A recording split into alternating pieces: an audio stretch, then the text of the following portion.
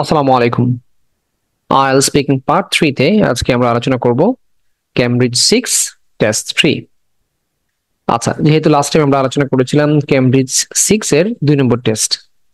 আচ্ছা, আর আলোচনার আগে এটা বলে রাখি, যেহেতু আমাদের স্পিকিং বইটা এখন অ্যাভেলেবল, আপনারা এই যে নাম্বারটা দেওয়া আছে এখানে হোয়াটসঅ্যাপে নক দিলে আপনারা বইটি কালেক্ট করতে পারবেন।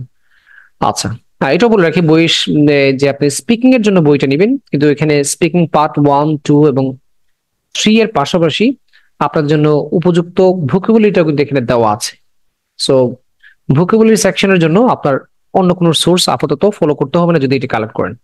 আচ্ছা, চলুন আমরা এখন আমাদের প্রশ্নে চলে যাই। আমরা জানি যে ক্যামব্রিজের প্রত্যেকটা টেস্টে 6টা করে প্রশ্ন থাকে। আর আজকের যে আলোচ্য বিষয় এটা মূলত গেম নিয়ে। প্রথম প্রশ্ন, how have game changed from the time you were a child? আচ্ছা, আপনি যে ছোট ছিলেন, মানে বাচ্চা ছিলেন, তখনকার তুলনায় এখন গেমটা, মানে তখন থেকে শুরু করে গেম বা খেলাধুলা, এটা কতটুকু পরিবর্তন হয়েছে? বাচ্চারা যে খেলে এই খেলাটা, মানে জিজ্ঞেস করছে আপনি যে ছোট থেকে বড় হয়েছেন এই সময়ের ভিতরে খেলা বা খেলাধুলা এটা কি পরিমাণ পরিবর্তন হয়েছে। আচ্ছা, সো আমি একটা পরিবর্তন দেখানোর চেষ্টা করছি। আর্লিয়ার, অতীতে, there were plenty of outdoor playgrounds for children to play when I was kid.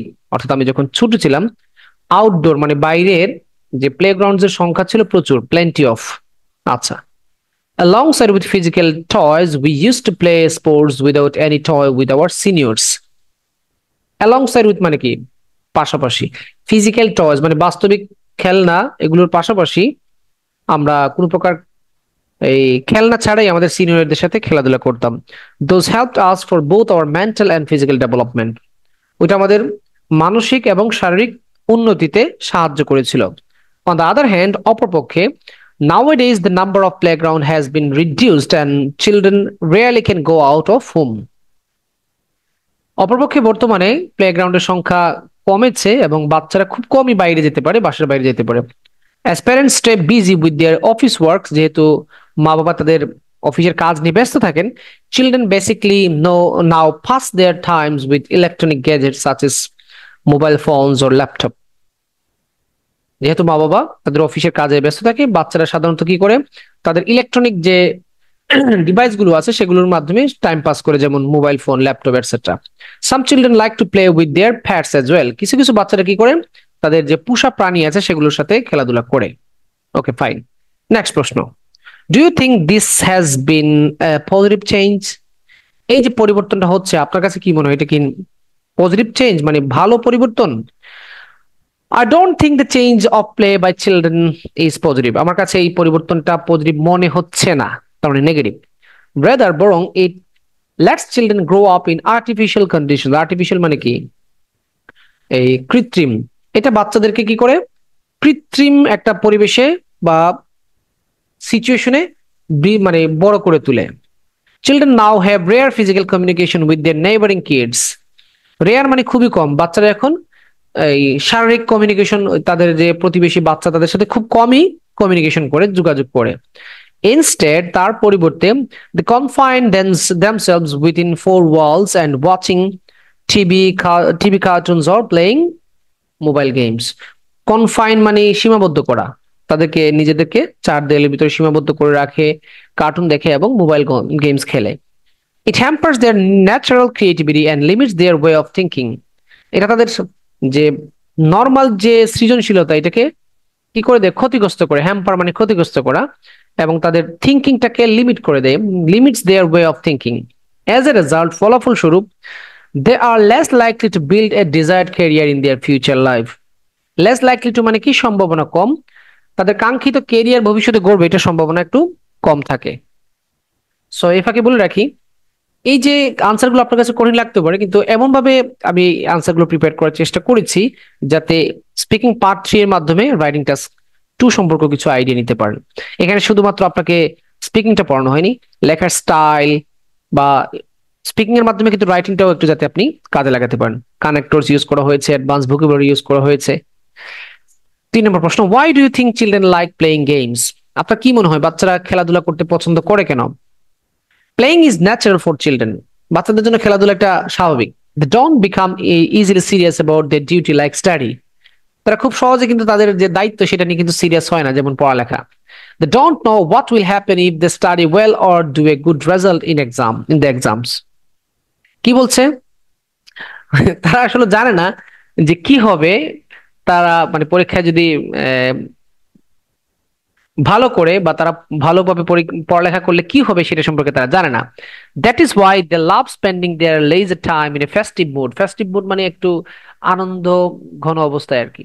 সুতরাং তারা পছন্দ করে তাদের লেজার টাইমটাকে, অবসর সময়টাকে কিভাবে কাজে লাগাতে? ফেস্টিভ মুডের মাধ্যমে। বিসাইডস, তাছাড়া they never lose their energy when engaged in games both physically or virtually.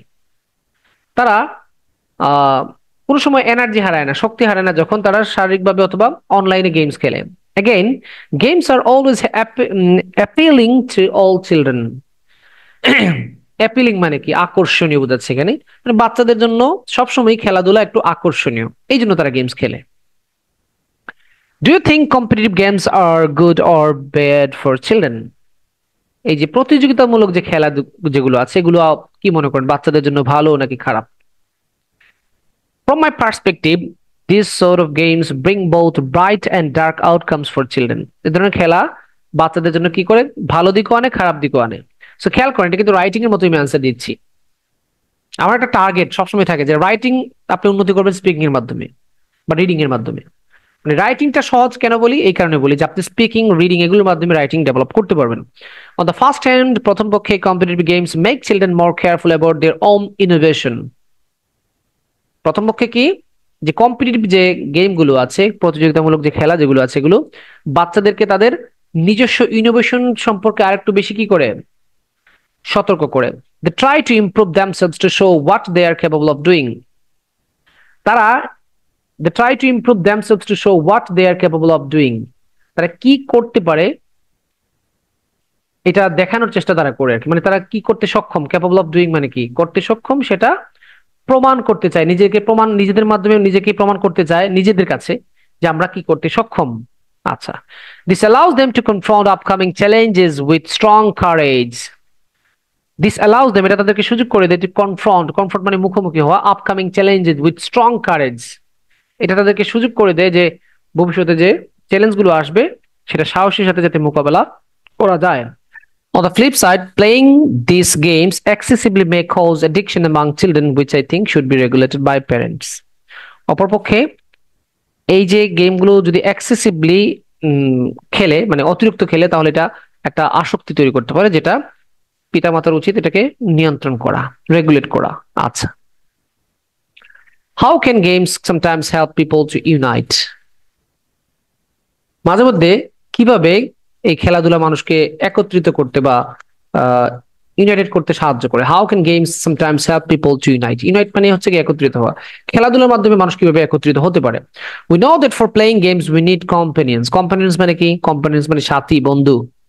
আমরা জানি যে খেলাধুলা করার জন্য কি দরকার? বন্ধু দরকার। ওয়েন উই প্লে, যখন আমরা খেলি, we engage with other on the playground or when we watch we need to be in the same place such as stadiums. বলেছে যখন আমরা খেলি আমরা মাঠে অন্যান্য মানুষের সাথে এঙ্গেজ হই, যুক্ত হই। or when we watch we need to be in the same place such as stadiums. আমরা যখন খেলাধুলা দেখি তখন একই জায়গায় সবাইকে থাকতে হয়, যেমন stadium. sometimes we have differences in class or age, but when we support the same sports team we become united. মাঝে মধ্যে আমাদের মধ্যে একটা ডিফারেন্স থাকে, কি? বয়সের ডিফারেন্স থাকে, তারপর হচ্ছে ক্লাস, বিভিন্ন শ্রেণীর মানুষ, কিন্তু আমরা যখন একই টিমকে সাপোর্ট দিই তখন আমরা ইউনাইটেড বা একতাবদ্ধ হয়ে যাই। এটা আসলে উদাহরণ দিব, যখন আপনি দেখবেন যে আপনাদের ফ্রেন্ডের সাথে ঝগড়া আছে কিন্তু ব্রাজিল সাপোর্ট করেন বা আর্জেন্টিনা সাপোর্ট করেন, দেখবেন যে একই দল সাপোর্ট করার কারণে এখন আপনার শত্রু বন্ধু হয়ে গেছে। এটা কিন্তু সত্য।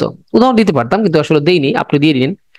Besides, তাছাড়া when our national team plays against other country we all have same wish that our team wins the game. যখন আমাদের জাতীয় দল খেলায়, তখন যে কোনো দেশের বিরুদ্ধে খেলুক না কেন, আমরা সকলেই চাই আমাদের টিম যেন জয়লাভ করে আর কি। Last question, why is competition often seen as important in today's society?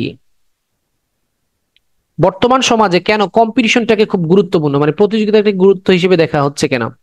At present, বর্তমানে, although it is easy to find methods to achieve success both in academic and career life, বলছি, যদিও বর্তমান সময়ে এই শিক্ষা ক্ষেত্রে বা কেরিয়ারের ক্ষেত্রে এই সফল পাওয়াটা সহজ, মানে বিভিন্ন মেথড খুঁজে বের করা সহজ। There are more competitors for the same position, একই পজিশনের জন্য কম্পিটিটরের সংখ্যা বেশি। কি বলেছে এই লাইন দ্বারা? যদিও বর্তমান সময়ে সফলতা পাওয়ার যে মেথড গুলো আছে এগুলো পাওয়া খুব সহজ, শিক্ষাক্ষেত্রে হোক, চাকরির ক্ষেত্রে হোক, কিন্তু একই পোস্টের জন্য কম্পিটিটরের সংখ্যা বেশি। ফর দ্য রিজন, এই কারণে everyone has to work harder then before, আগের থেকে বেশি পরিশ্রম করতে হয় সকলকে। পিপল বিলিভ, মানুষ বিশ্বাস করে, now it is hardly possible to reach the hallmark without competition. এখন মানুষ খুব কমই বিশ্বাস করে যে আপনি কম্পিটিশন ছাড়া হল মার্কে পৌঁছতে পারবেন। হল মার্ক মানে হচ্ছে গিয়ে সুপান, সুপান মার্ক বলতে আসলে সর্বোচ্চ চূড়াকে হলমার্ক বোঝানো হয়, সফলতার চূড়াকে হলমার্ক বলা হয়। বিসাইডস, তাছাড়া, people also think that winning A competition is something great achievement in life. আবার অনেকের কাছে মনে করেন যে কোনো কম্পিটিশনে জিতা মানে লাইফে অনেক বড় একটা অর্জন, অ্যাচিভমেন্ট, অর্জন। For instance, a young boy who wins the Olympic gold medal, এখানে এ হবে না, এখানে এন হবে, আমি এটাকে ঠিক করে নিচ্ছি। এখানে এটা হওয়া উচিত ছিল, সো মিস্টেক হতেই পারে, কারেক্ট করে নিলাম। An Olympic gold medal in sports has more reputation than a $1 billion owner. উদাহরণ দিয়েছে কি, একটা ইয়াং ছেলে যে একটা অলিম্পিক গোল্ড মেডেল জিতেছে তার কাছে কিন্তু এই $1 billion যে মালিক আছে তার থেকে কিন্তু তার কাছে মনে হয় যে এটা একটা বড় একটা অর্জন। তার কাছে মনে হয় যে তার রেপুটেশনটা বেশি। এটা সত্য, $1 billion ওন করা যতটুকু সহজ, একটা অলিম্পিকে গোল্ড মেডেল অর্জন করা কিন্তু তত সহজ না, যদিও দুইটাই কঠিন। আচ্ছা, এই হচ্ছে গিয়ে 6টি প্রশ্নের আনসার। আচ্ছা, সো আপনাদেরকে এটা রিকোয়েস্ট করে রাখি, যখন আনসার গুলো শিখবেন একটু আইডিয়া গুলো মাথায় রাখবেন। এট দ্য সেম টাইম দেখেন আমি সাজানোর সময় কি কি কানেক্টর ব্যবহার করেছি, অ্যাডভান্স ওয়ার্ড ব্যবহার করেছি, এগুলো কিন্তু আপনাদের কাজে দিবে। ঠিক আছে? আচ্ছা, তো আজকের আলোচনা এই পর্যন্ত। আর যেটা বলেছি, যদি কারো বই প্রয়োজন পড়ে, আমাদের স্পিকিং বই, তাহলে আমাদের যে হোয়াটসঅ্যাপ নাম্বারটা দেওয়া আছে সেটার মাধ্যমে আপনারা যোগাযোগ করতে পারেন। আসসালামু আলাইকুম।